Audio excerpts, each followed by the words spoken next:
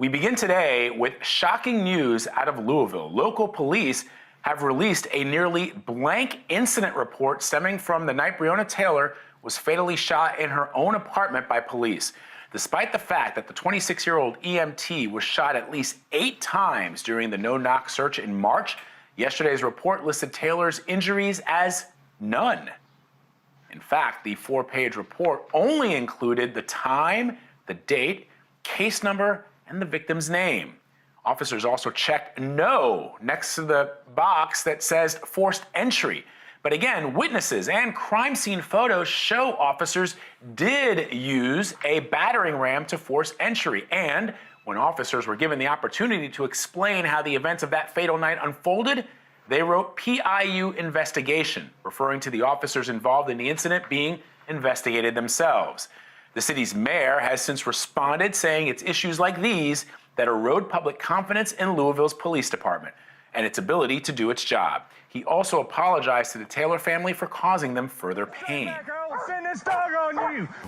Vice News reports on the night LMPD raided BREONNA Taylor's apartment, at least 45 responding officers had their body cameras rolling. That footage made its way into the Public Integrity Unit's investigation of the case and was obtained by Vice News. The video shows officers directly involved with the raid not immediately leaving the scene. And it shows Detective Brett Hcns at one point re-enter Taylor's apartment asking if a gun was found. But I'd back out until they get PIU in here. So. I assume that there are any guns visible? We did not see any. Not too long ago. According to LMPD standards and procedures, all officers involved in a critical incident must be paired with a peer support escort at the scene and isolated from all non-essential individuals for the remainder of the initial investigation. According to documents obtained by Vice News, Sergeant Jason Vance's investigative report says, quote, investigators observed Detective Hcns walking in and out of the primary scene. At 0200 hours, Sergeant Wilder and I verbally requested Hcns to remove himself from the primary scene and make contact with members of LMPD peer support. Hcns also left the scene without his peer support and went to U of L Hospital, where documents show he interacted with then-Chief Steve Conrad. According to a transcript from a PIU interview with the chief, Conrad said he was, quote, surprised he was there. He goes on to say, it's just so contrary to what I've previously seen in officer-involved shootings. The PIU file also reveals details about the lone witness who told investigators he did hear police announce themselves before busting into Taylor's apartment. Kentucky Attorney General Daniel Cameron specifically referenced that testimony in his remarks following the grand jury decision. But according to taped interviews, the witness said something different on March 21st, just a week after the shooting. Did you hear them identify themselves either to you or to anyone else? I saw the uniform on there, so I know. And when I looked through the window, I saw it was a lot of police cars. Did you ever hear anyone identify themselves as police? No, nobody identified themselves. According to the PIU file, investigators took a second statement from him on May 15th, where he said he heard police say, "This is the cops." LMPD proceeded to interview him 3 separate times subsequent to that until they could get him to say that he heard them announce. His first interview, he says they did not, but they interview him 3 times over the course of about 2 months until they can get him to say that, and that's what they rely on. Drew Gardner, WLKY News. Anyways, so the whole point of this David's life and observation is to point out a couple of things about the BREONNA Taylor case, which is still going on. As far as you have this officer now that is trying to sue the boyfriend who was defending himself and BREONNA Taylor. Can you hear anything from inside the apartment when you're doing that? Okay. Not at that point.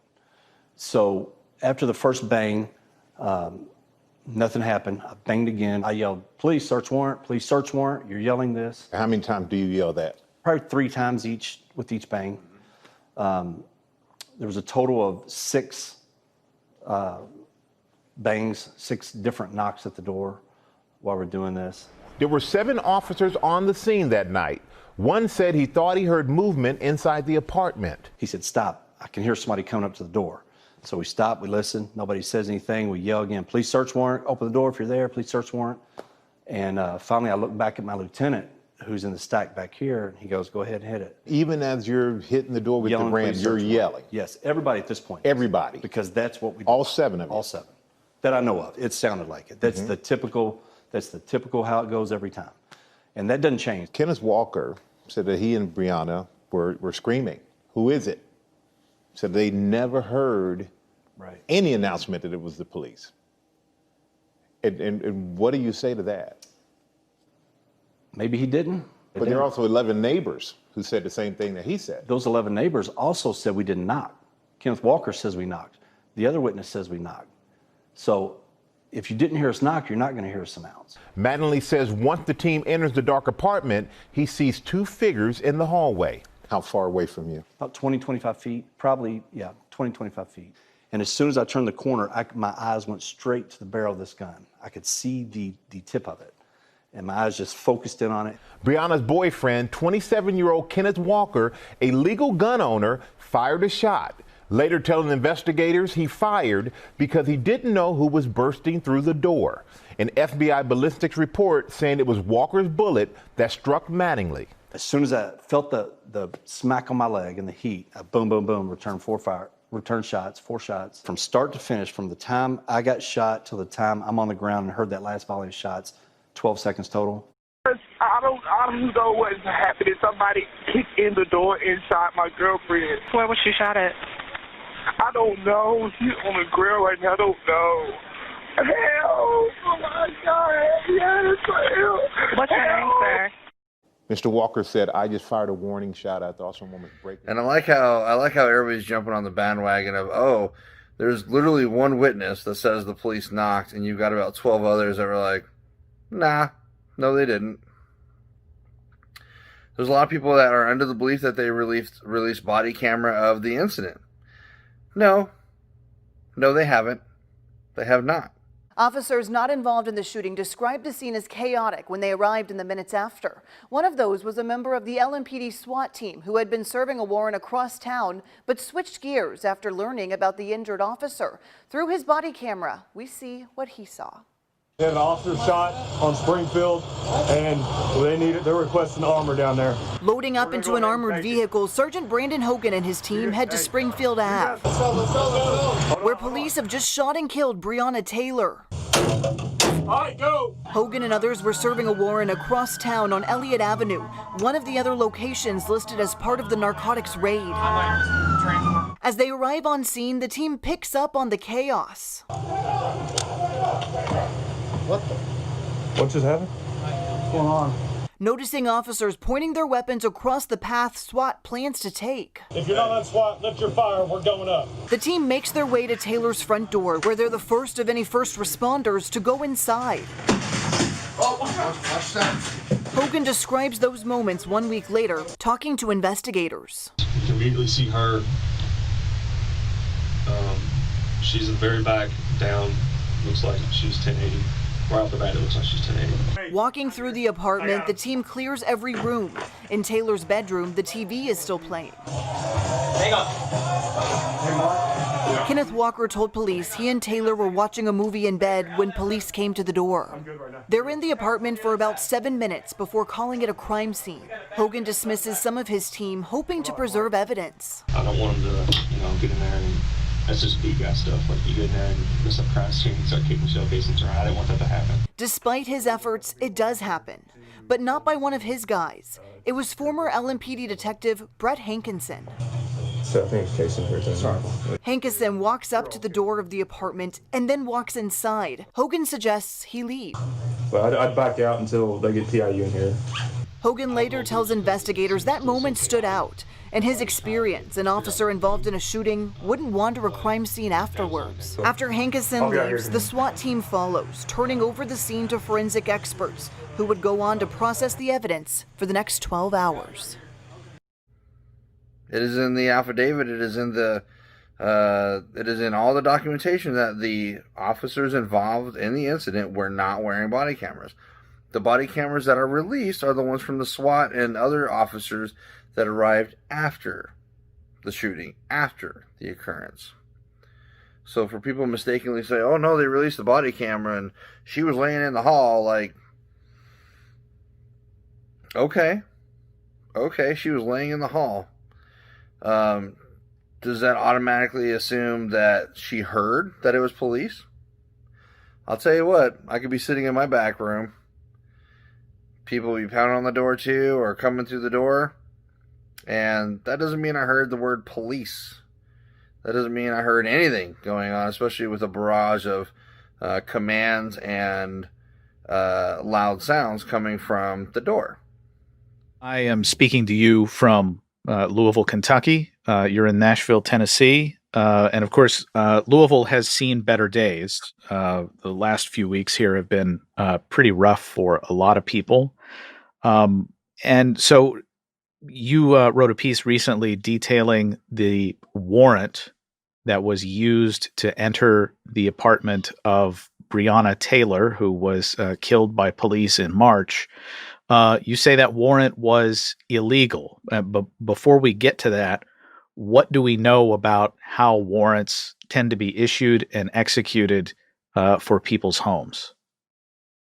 So the vast majority of no-knock warrants are issued to serve search warrants on people who are suspected of drug crimes. And the way it's supposed to happen is, you get a warrant, you go, if you're the police, you knock, you announce yourselves, and you wait an appropriate amount of time for somebody, to come to the door. And the idea here is that you're giving them notice and the ability to let the police in without suffering violence to their person and the destruction of their property. And this is kind of couched in a centuries-old doctrine called the Castle Doctrine, which states that the home should be a place of peace and sanctuary, and the government should only violate that peace and sanctuary, under the most sort of extreme of circumstances. The Supreme Court recognized the Castle Doctrine in the early 90s in a case called Wilson versus Arkansas, but they also left open these three sort of exemptions to it. If the police can show that a suspect is a threat to attack the police, destroy evidence, or flee, they can get a no-knock warrant and they can conduct a no-knock raid. Well, the police departments across the country responded to that by basically using this boilerplate language in every search warrant in a drug case by claiming that every single drug suspect is a threat to flee or attack the police or destroy evidence. And in a subsequent case, the Supreme Court said, no, you can't do that. You have to give particularized information for each suspect. You can't just say all drug suspects as a blanket statement, present one of these exceptions. Unfortunately, in Hudson versus Michigan in 2006, the court said, okay, all that's true, but when police violate the knock and announce rule, we're not going to enforce the exclusionary rule, which means we're not going to throw out any evidence that they might find after they serve that warrant. And what it basically did is it made toothless every previous ruling about no-knock raids that the court had ever made, because there's no enforcement mechanism. The rule just exists on paper. And a lot of us at the time predicted that we were going to see police departments across the country violate the knock and announce rule sort of with wild abandon, because there was nothing preventing them from doing so. And so what we saw in the BREONNA Taylor's case is exactly that. The police, and there were 5 warrants for that related to that investigation, one of them for BREONNA Taylor's house. And under the section about no-knock warrants, there was the same cut and paste boilerplate language, word for word, that basically said these drug suspects are a threat to police, threat to attack police, destroy evidence, or flee. And the problem with that is the whole reason for that Supreme Court requirement for particularized information is that not all drug suspects are the same. And so they had their main suspect, but BREONNA Taylor's only connection to that case was that she had dated the suspect several years earlier and had let him use her address to receive some packages. Now, she didn't, know, she didn't know that those packages contained drugs, because they didn't contain drugs. In fact, we found out later that there were clothes and shoes in the packages. And yet she gets, because of this sort of boilerplate language, she gets lumped in with all the other suspects The judge grants the no-knock raid on her house, despite the fact that the warrant itself was illegal. And they conduct the raid, and tragedy results, which is, entirely predictable. When you break into somebody's house in the middle of the night, somebody who isn't a criminal is even less likely to think that the people breaking down their door are cops, right? You think you're being invaded, and that's what her boyfriend did, Kenneth Walker. He fired one warning shot, and then they just opened up with a barrage of bullets that killed her. They ended up putting 5 bullets in the apartment next door where a pregnant woman was staying with her 5-year-old. It's infuriating, not just because of the police actions, but because of the actions of this judge who, did not do her duty to protect and defend, the Fourth Amendment. She just sort of gave police a rubber stamp to do whatever they wanted in these cases. So there has been some reaction here in Louisville and elsewhere that these kinds of warrants that are, I mean, you say that the warrant is illegal, but it seems, at least as a technical matter, they're still being issued. Yeah. Well, so about a year and a half ago, I did an investigation at the Little Rock Police Department in Arkansas, and I got 105, I believe it was, warrants over the last couple of years, no-knock warrants that the department had served across the city. And I came to this case because somebody had sent me video of one of the raids that they conducted, and in this video, just taken with a surveillance camera, they used explosives and they blew the door off the hinges. And in the video, you can see the door. The guy was sleeping on the couch, and the door flew across the room and landed him on the other side of the room on his couch. Extraordinarily violent, risky, reckless way to serve a warrant. And from that, then we started looking at other warrants that the department had served. And so we looked at 105. And in, I believe it was 97 of them, of the 105 no-knock warrants, the police had used this exact word-for-word boilerplate language about, making these blanket statements about drug deals. And the judges signed off on every single one of them. And I actually interviewed the judges. One would only talk to me on background, so I won't quote him directly. But the other one, who's now retired and lives in Colorado, thought she had nothing to apologize for. She said, she didn't think she had done anything wrong. And in fact, at one point she said, well, you don't know what conversations I had with police officers, on the phone after they submitted their affidavits, which is kind of jaw-dropping because a judge cannot issue a warrant based on information that's not in the record and not in the affidavit. If the cop had said something to her sort of on the phone that made her issue a no-knock warrant or persuaded her, that should be in the record as well, and it wasn't. And so, what we're finding is just police departments and judges are completely defying these Supreme Court rulings, and they're doing it because there's no enforcement mechanism. The court has basically neutered itself when it comes to being able to actually enforce the rules that it's laid out. So, as the mayor of Louisville, I think he initially said these warrants are going to have to go through the chief now. And then later said, I'm just not going to allow the Louisville police to issue these. That's not a change in city statute, but a lot of states and perhaps now the feds might be looking at getting rid of these altogether. One, how confident are you that these states or the feds will follow through on that? But also, what changes if they are prohibited? I'm skeptical that we're going to see laws banning no-knock warrants. I think there is a place for them, and that is when you have somebody who presents a legitimate threat to other people and needs to be apprehended immediately. So, like an escaped fugitive, or if you have, a possible hostage situation. The problem is that they're overwhelmingly used to serve, drug warrants, search warrants, not arrest warrants against people who are suspected of drug crimes. So, they're primarily used as an investigative tool against people who have yet to even be charged with the crime. And of course, they're extraordinarily violent, and they're inflicting a lot of sort of pain and trauma on these people. So I'm skeptical that we're going to see any sort of black letter law that's going to ban them outright. What I would like to see is legislation about forced entry, because the police will claim that this wasn't even a no-knock raid on Breonna Taylor because they claim they knocked and announced themselves. Now the neighbors I think we're up to 16 neighbors who say they never heard an announcement. And Kenneth Walker says he heard a knock, but no announcement. And that's why he assumed that they were criminals. Somebody was banging on the door. He called 911. Yeah, right. He called 911, which is not generally something you do after you've, consciously decided to take on a team of raiding cops. That's not, you don't see that very often. But it really needs to be about forced entry. And I think if the government is going to force its way into your home and kick down your door or take it down with a battering ram, they better have pretty damn compelling reason to do so. And right now what we're seeing is all they have to do is suspect you of having, some illegal pot in your house, and that will justify them taking down your door.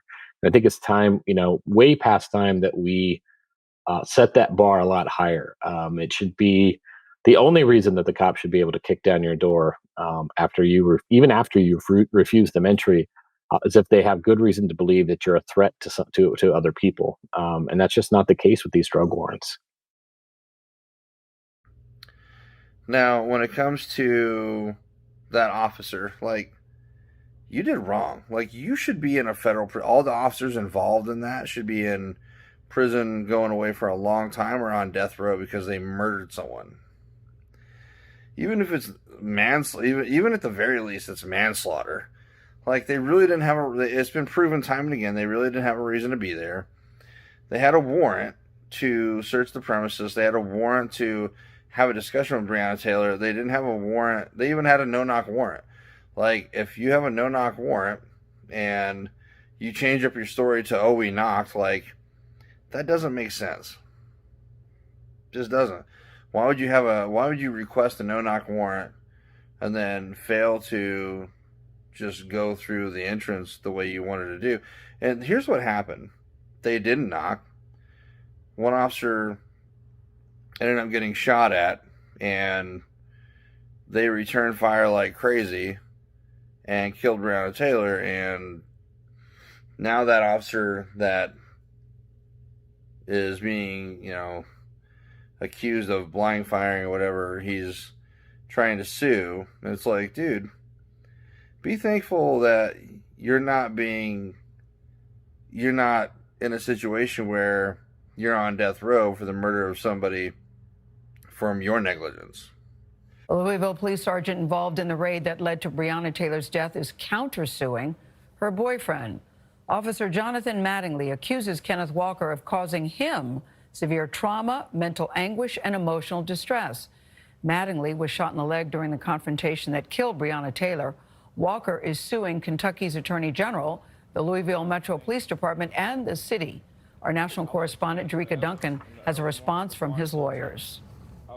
The law's not on their side, the facts are not on their side, and the truths are not on their side. Frederick Moore, one of Kenneth Walker's attorneys, says Sergeant Jonathan Mattingly's countersuit against his client is just the latest attempt to deflect responsibility for the events that led to the shooting death of Breonna Taylor. How can you sue Kenneth when he was acting lawfully? Mattingly's attorney, Kent Wicker, stated in the countersuit that Walker's conduct in shooting Mattingly is outrageous, intolerable, and offends all accepted standards of decency and morality. In a statement, he added that Sergeant Mattingly should use the legal process to seek a remedy for the injury that Walker has caused him. Walker maintains the police did not announce themselves when they executed a no-knock search warrant related to a drug case on Taylor's apartment back in March. He says he fired a single shot believing police were intruders. That single shot allegedly hit Sergeant Mattingly in the thigh. But a portion of the Kentucky State Police ballistics report obtained by CBS News says it's inconclusive who fired the shot that hit Mattingly. Walker spoke to Gayle King earlier this month about the moment he fired his licensed gun. So you fire off a shot. In what direction? Well, I know I wasn't aiming it straight ahead. It was down towards the ground. Trying to just, scare them off. Also this month, Sergeant Mattingly spoke publicly to ABC News and the Louisville Courier-Journal and dismissed Walker's version of the events. He said Walker was not pointing his gun at the ground. I saw his gun. Our postures were the same, looking at each other when he fired that shot. Walker's legal team says Mattingly is attempting to further victimize and harass him. You kill the guy's girlfriend in front of him. You shoot at him over 30 times. You change his life. And then on top of that, When he tries to exercise his constitutional right and receive justice for what's happened to him, you then vindictively file a frivolous lawsuit against him. For CBS This Morning, Jerika Duncan, New York. I have to say, guys, when I first heard about the lawsuit, I thought I heard it wrong, and then I read it and thought I must be reading it wrong. I don't understand Officer Mattingly's strategy here. You can file a lawsuit about almost anything, Gail. It doesn't mean. Is that how it works? Yeah. A judge will make a final decision on this one.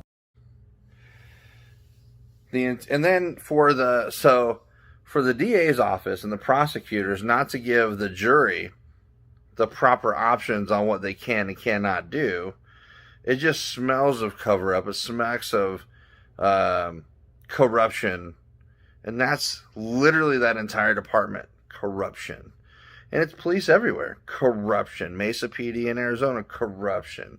Phoenix PD in Arizona, corruption. Any PD out here, corruption. All they know how to do is lie and bullshit in court and make things up as they go. They confront people every day where they make up laws and affect arrests, and then use secondary charges that'll stick because they know their first charge is going to be bullshit. So they'll say, "Oh, you were resisting," even though you didn't resist, or they'll say, "Failure to ID." That's another popular one, or the catch-all, "Oh, you were being disorderly." Well, that's kind of like a catch-all, very vague language to say they can stop and fucking harass the shit out of anybody. Literally, it's what it is. But yeah, the Breonna Taylor case, the fact that those officers aren't rotting away in a jail cell right now is an affront, and the fucking reason why people have a disconnect with law enforcement is literally one of the biggest reasons. That case alone is a big, huge fucking reason.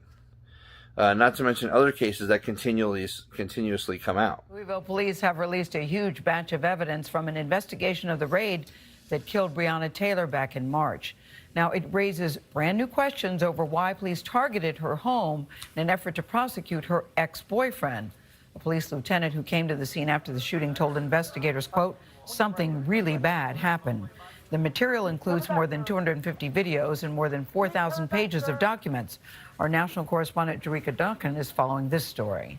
Yeah, you got 2 doors open to your right. The documents, graphic videos, and photographs were released Wednesday as the outcry for justice for Breonna Taylor continues. This video shows a close-up view of her boyfriend, Kenneth Walker, outside Taylor's home after she'd been shot, telling officers his girlfriend is dead. Who else in the apartment? Nobody. My girlfriend's dead. Oh, watch that. Moments later, a SWAT team enters Taylor's apartment. Hey, watch the kitchen. Watch the kitchen. I got the kitchen clear. They quickly determine it's a crime scene. We have to be mindful of what we say. We're on camera now, so. At the center of the case, whether a search warrant for Taylor's home was issued properly. Police records show the warrant stemmed from Taylor's communication with ex-boyfriend Jamarcus Glover, who was the target of a narcotics investigation. The release includes audio tape of a jailhouse conversation on the day of the raid between Glover and a woman identified as the mother of his child. In it, Glover says he had not been in touch with Taylor, further calling into question the justification for the raid. Man, Bree ain't been around each other in over 2 months, damn near 2 months. And the interim police chief is continuing her investigation into the deadly raid. It could result in disciplinary actions or even firings. Meanwhile, the FBI continues its investigation into possible civil rights violations, and an anonymous grand juror is waiting to find out whether they can speak out about the grand jury process. Gail? Yeah, there's still so many unanswered questions in this case, but I want to look at that tape again, Jerika, that you just showed us with Kenneth Walker. When you hear that 911 call, he's in such anguish, such pain. He clearly doesn't know what is happening that night. So to see him that night with police going, my girlfriend's dead, he doesn't know what is happening. Yeah. He doesn't. He really didn't. And his mother, actually, there's audio of her, too, on the scene talking to officers about what she said her son did, which was call her and tell her how scared he was because he didn't know what was going on. It's a heartbreaking story, and still a lot of people believe no justice in that case at this time. Thank you, Jerika.